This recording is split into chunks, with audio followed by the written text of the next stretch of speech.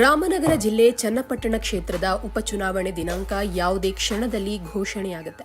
ಆದರೆ ಉಪಚುನಾವಣೆಯ ಹೆಜ್ಜೆಯನ್ನು ಮುಂದಿಡಲಿಕ್ಕೆ ಅಂದರೆ ಉಪಚುನಾವಣೆಗೆ ಸ್ಪರ್ಧಿಸಲಿಕ್ಕೆ ಹೆಜ್ಜೆಯನ್ನು ಮುಂದಿಡಲಿಕ್ಕೆ ಬಿಜೆಪಿ ಜೆಡಿಎಸ್ ಮೈತ್ರಿಕೂಟ ಕಾಂಗ್ರೆಸ್ಗೆ ಆತಂಕವನ್ನು ಕಾಡ್ತಾ ಇದೆ. ಚನ್ನಪಟ್ಟಣದ ಉಪಚುನಾವಣೆ ರಾಜ್ಯಾದ್ಯಂತ ಕುತೂಹಲವನ್ನು ಮೂಡಿಸಿದೆ.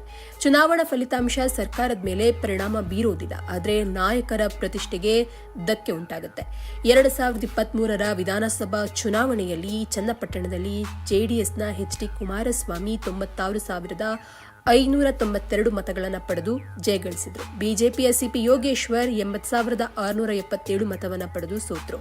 ಕಾಂಗ್ರೆಸ್ನ ಗಂಗಾಧರ್ ಎಸ್ ಪಡೆದಿದ್ದು ಕೇವಲ 15,374 ಮತಗಳು.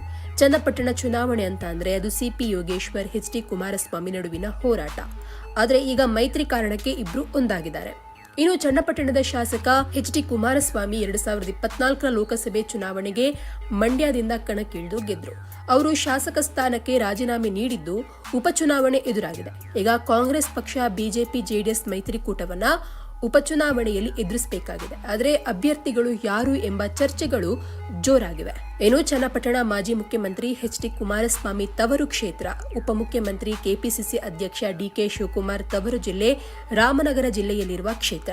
ಉಪಚುನಾವಣೆ ಗೆಲುವು ಜೆಡಿಎಸ್ ಎಚ್.ಡಿ. ಕುಮಾರಸ್ವಾಮಿಗೆ ಪ್ರತಿಷ್ಠೆಯ ಪ್ರಶ್ನೆ. ರಾಜ್ಯದಲ್ಲಿ ಕಾಂಗ್ರೆಸ್ ಸರ್ಕಾರ ಇದ್ದು ಡಿ.ಕೆ. ಶಿವಕುಮಾರ್ ತವರು ಜಿಲ್ಲೆಯ ಕ್ಷೇತ್ರದಲ್ಲಿ ಪಕ್ಷದ ಅಭ್ಯರ್ಥಿಯನ್ನ ಗೆಲ್ಲಿಸುವ ತಂತ್ರವನ್ನ ಹಿಡಿದಿದ್ದಾರೆ. ಇನ್ನು ಬಿಜೆಪಿ ಜೆಡಿಎಸ್ ಮೈತ್ರಿಯಲ್ಲಿ ಚನ್ನಪಟ್ಟಣ ಯಾರಿಗೆ ಎಂಬ ಪ್ರಶ್ನೆಗೆ ಉತ್ತರ ಇನ್ನೂ ಸಿಕ್ಕಿಲ್ಲ. ಬಿಜೆಪಿಯ ಸಿಪಿ ಯೋಗೇಶ್ವರ್ ಮೈತ್ರಿಕೂಟದ ಅಭ್ಯರ್ಥಿಯಾಗ್ತಾರೆ ಎಂಬ ಸುದ್ದಿ ಇದೆ. ಆದರೆ ಕುಮಾರಸ್ವಾಮಿ ರಾಜೀನಾಮೆಯ ಬಳಿಕ ವಿಧಾನಸಭೆಯಲ್ಲಿ ಒಂದು ಶಾಸಕ ಸ್ಥಾನವನ್ನ ಕಳೆದುಕೊಂಡಿರುವ ಜೆಡಿಎಸ್ ಅಭ್ಯರ್ಥಿ ಜೆಡಿಎಸ್ ಚಿಹ್ನೆಯಿಂದ ಕಣಕ್ಕಿಳಿಬೇಕು ಅಂತ ಬೇಡಿಕೆ ಇಟ್ಟಿದೆ ಎಂಬ ಮಾತಿದೆ. ಇನ್ನು ಡೆಲ್ಲಿಯಲ್ಲಿ ಬಿಜೆಪಿ ರಾಷ್ಟ್ರೀಯ ಅಧ್ಯಕ್ಷ ಜೆಪಿ ನಡ್ಡಾ ನೇತೃತ್ವದಲ್ಲಿ ಚನ್ನಪಟ್ಟಣ ಉಪಚುನಾವಣೆಯ ಬಗ್ಗೆ ನಾಳ್ದು ಸಭೆ ನಡೆಯಲಿದೆ. ಈ ಸಭೆಗಾಗಿ ಬಿಜೆಪಿಯ ಸಿಪಿ ಯೋಗೇಶ್ವರ್ ಡೆಲ್ಲಿಗೆ ಹೋಗುವಂತಹ ಸಾಧ್ಯತೆ ಇದೆ.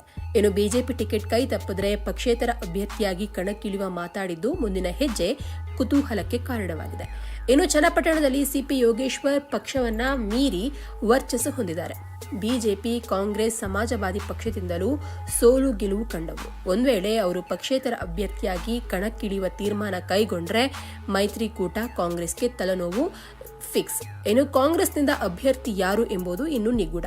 ಡಿ.ಕೆ. ಶಿವಕುಮಾರ್ ಪದೇ ಪದೇ ಚನ್ನಪಟ್ಟಣಕ್ಕೆ ಭೇಟಿ ನೀಡ್ತಾ ಇದ್ದು ಅವರೇ ಅಭ್ಯರ್ಥಿ ಅಂತ ಬಿಂಬಿಸಲಾಗ್ತಾ ಇದೆ. ಇನ್ನು ಬೆಂಗಳೂರು ಗ್ರಾಮಾಂತರದ ಲೋಕಸಭೆಯಲ್ಲಿ ಸೋತಂತಹ ಡಿ.ಕೆ. ಸುರೇಶ್ ಕಣಕ್ಕಿಳಿತಾರೆ ಎಂಬ ಮಾತು ಕೇಳಿ ಬರ್ತಾ ಇದೆ. ಆದರೆ ಅಭ್ಯರ್ಥಿ ಕುರಿತು ಕಾಂಗ್ರೆಸ್ ಯಾವ ಗುಟ್ಟನ್ನು ಕೂಡ ಬಿಟ್ಕೊಟ್ಟಿಲ್ಲ. ಇನ್ನು ಮೊದಲು ಎಚ್.ಡಿ. ಕುಮಾರಸ್ವಾಮಿ ಪುತ್ರ ನಿಖಿಲ್ ಕುಮಾರಸ್ವಾಮಿ ಅಭ್ಯರ್ಥಿಯಾಗ್ತಾರೆ ಅಂತ ನಿರೀಕ್ಷೆ ಮಾಡಲಾಗಿತ್ತು. ಆದರೆ ಈ ಕುರಿತ ಎಲ್ಲಾ ಸುದ್ದಿಗಳಿಗೆ ಎಚ್.ಡಿ. ಕುಮಾರಸ್ವಾಮಿ ಈಗಾಗಲೇ ಸ್ಪಷ್ಟನೆ ನೀಡಿದ್ದಾರೆ. ಆದರೆ ಮೈತ್ರಿಕೂಟದ ಅಭ್ಯರ್ಥಿ ಯಾರು ಎಂಬುದು ಖಚಿತವಾಗಿಲ್ಲ.